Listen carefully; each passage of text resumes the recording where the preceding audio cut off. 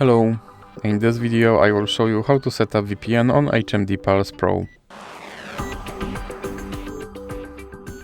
So you have to start by opening your Google Play Store, then click on search bar and type in Turbo VPN and click search.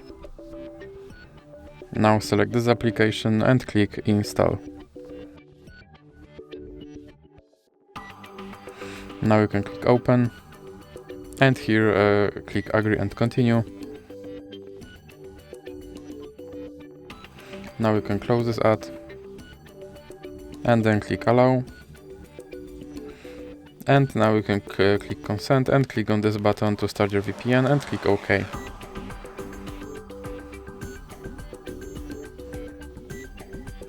Now you can close this ad again, and as you can see, now I'm connected to VPN in Netherlands.